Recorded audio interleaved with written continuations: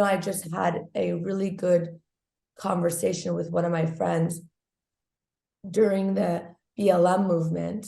I was absolutely, I don't think there was anyone that I know that was not disgusted by George Floyd dying the way he did. No one. I mean, why the hell are you on his back? Why do you even need get off of him? He's handcuffed. I think I probably would have gotten shot or arrested if I were there, because I would have been screaming my head off, get off of him.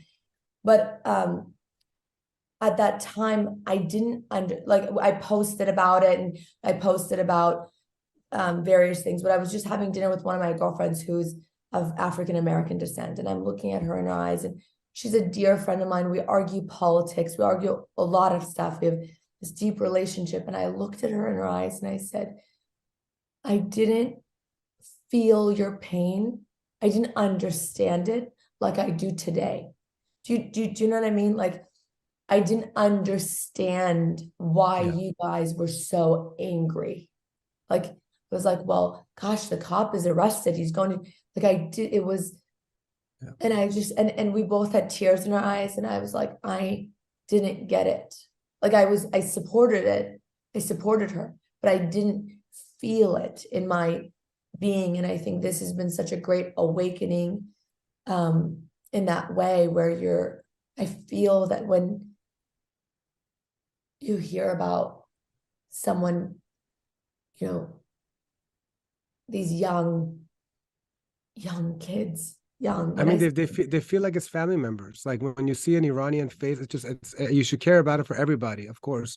But really, when it's your own people, it cuts different. It's like a whole different layer. So, but yes, I mean, it's a different level of empathy that you gain when it happens to your own people. So you mentioned the word calling, and I want to close off on this because there's calling, but then what is your big picture once this revolution is done? Like, what is something that you look, because it's happening. It's going to happen. It's just a matter of time. What's your big picture of this? Like, what do you hope to accomplish, or what do you want to happen when this revolution comes to a conclusion?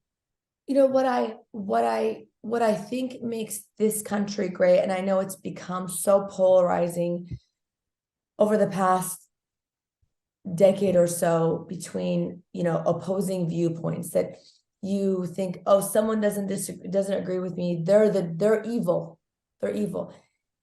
And I think that mindset is what got us to where we are with the Islamic Republic. That we have to be willing. When I look at the US, when I met with Jim Banks's office, at the same time, there's a representative or a staff member from a Democrat congressman's office. We're all sitting at the table talking. And you see, this side might say one thing, this side says another thing, and they're having a very respectable conversation. We're all debating of what is the right thing to do, what bill will be better, who should introduce it, so on and so forth. And you see this and it's this little tug of war where we don't end up right, we don't end up left, we end up somewhere in the middle. And I hope, my future is not, my husband's American, my kids are, this is home. What I hope to do is help continue that democracy, that we shouldn't hate each other because we have a different perspective. We need to talk. The future of Iran is going to have different people of different faiths, Muslim, Jewish, Christian, Baha'i.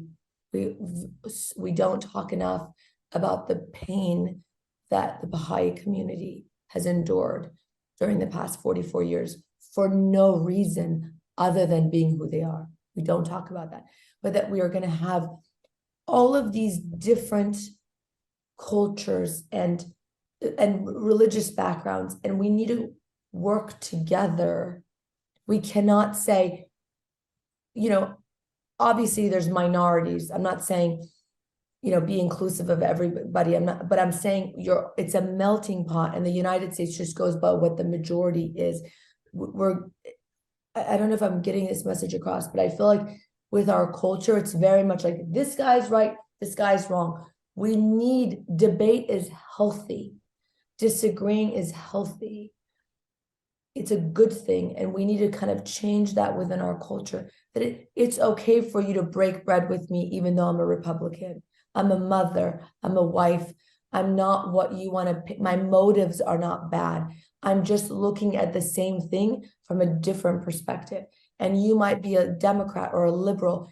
You're a good person. You might just want to attack the problem at hand differently. But us talking together and working together is for the greater good. And so I just hope that ultimately, I hope that somehow we can be more connected and more united, and a free and diverse Iran, you know, that everyone yes, is represented, everyone's respected. That would be a beautiful Iran to go visit for sure. And I'm yeah. sure your mom will enjoy going with you back home, because she's been wanting to go back to her home, just like everyone deserves to go back to their home.